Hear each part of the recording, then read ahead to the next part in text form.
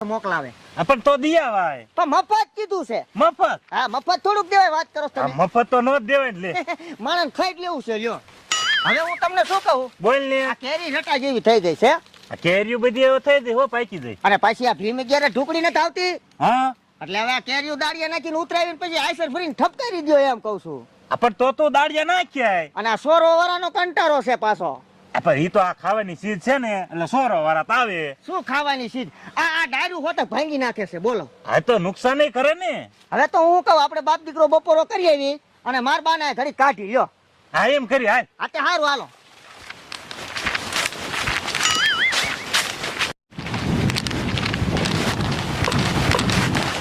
એ બાપા હઉ આ મારા બા વારે જો એ તમે વિયાણા